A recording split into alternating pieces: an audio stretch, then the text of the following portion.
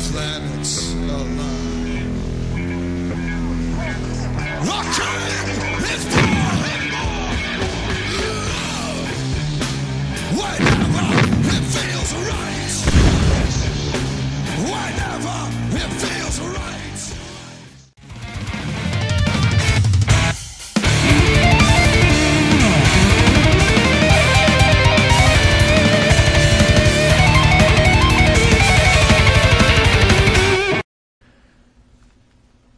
Good evening, ladies and gentlemen, and welcome to this debate.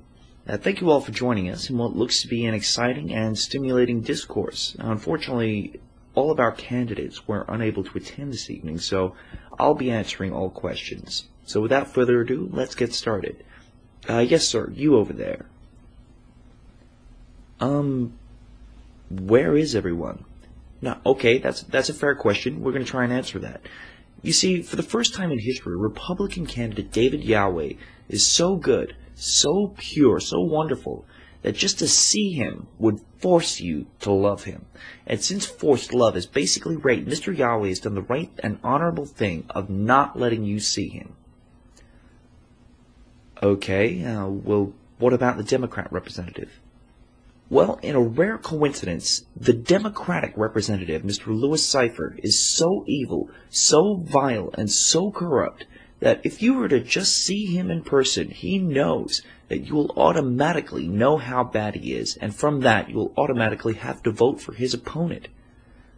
What about all the third-party candidates? Polls show Sidney Arthur Gautama has a 6% approval rating and rising. Was he not interested in putting his position forward?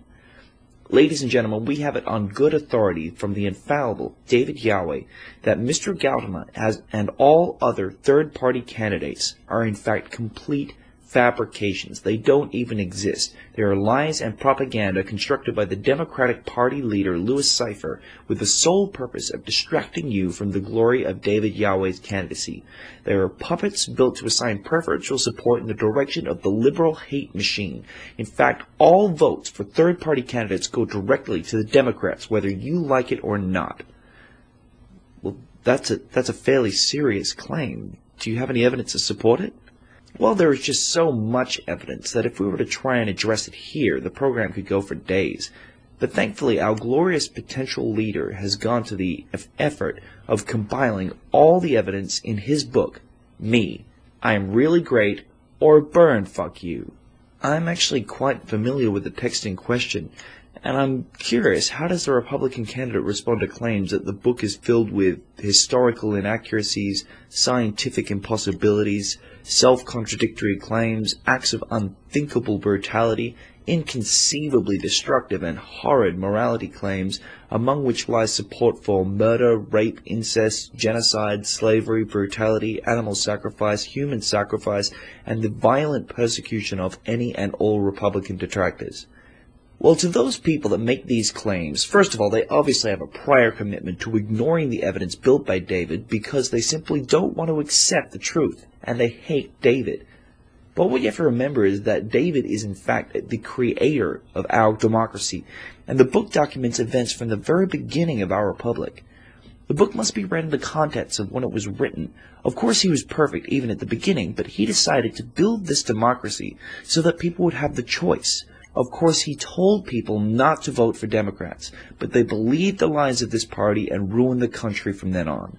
Since then, David and the Republican Party have been trying to repair the damages. So much of the earlier parts of the book were perfectly suitable to the time. In fact, the great success of our republic now can be demonstrably linked to the Republican efforts during this time. Now as for the scientific inaccuracy and contradiction. And let me answer that question with another question. How do you know that these things are impossible? Were you there? You probably haven't even read all of David's book, and you're obviously committed to your prior conviction that science offers some bearing of truth in the real world. But what you all forget is that David operates outside the bounds of science, and his ways are often mysterious.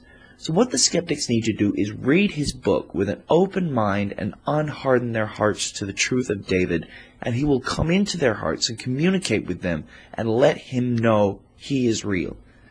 Basically, what you need to do is believe he is right. and believe that he is the right candidate, and then you will know that he is the right candidate.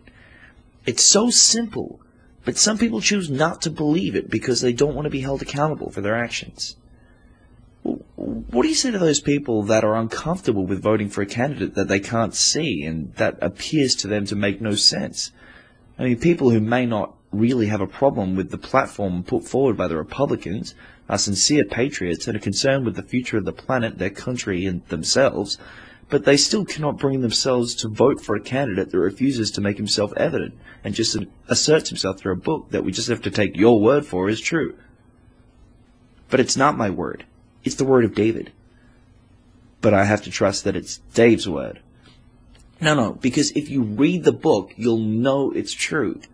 Sir, I have read the book. It failed to convince me. But that's because you didn't believe it before you started reading it. You and others of the liberal media are doing here is called idolatry. You're in fact worshipping the democracy instead of the creator of the democracy. But if you were to read his book properly, you would better understand his nature, and it would become clear not only is it absolutely true, but it is the only hope you have for a happy and sincere life. Oh, come on now. First of all, I'm perfectly happy despite never having voted in 20 years. Secondly, David is not the inventor of democracy. I mean, it's debatable whether he even founded this democracy in particular. But the first known democracy was found in Greece a few thousand years before this one. Secondly, if you already believe it's true before you read it, then it makes no difference what you read. It could be complete gibberish. It could be the slapping together of hundreds of different unrelated scraps of paper scribbled with the insane ramblings of madmen and the brutal propaganda of tyrants. If you already believe it before you read it, how can you know it's true? Sir, I don't believe you are happy, or else you wouldn't be here trying to push your non-voting nonsense on an innocent public and shouting from the rafters just how much you hate David and his democracy. You just said I worship this democracy. And I don't believe you know what you're talking about when it comes to Dave's book. It is supported by a wealth of evidence and is the most scientifically accurate book in the world. In the 3rd chapter it says, "Those who deny David know him to be the truth. The truth is merely weighed down by such a force of lies and distortion that they can no longer reach it. Only through Dave's love can the burden be lifted, and truth will emerge from the depths of mind. It is the truth that will be truly known, and a truth that will set you free." Now, this was written by Dave 300 years before Freud discovered human subconscious. Now, how could he possibly have known that?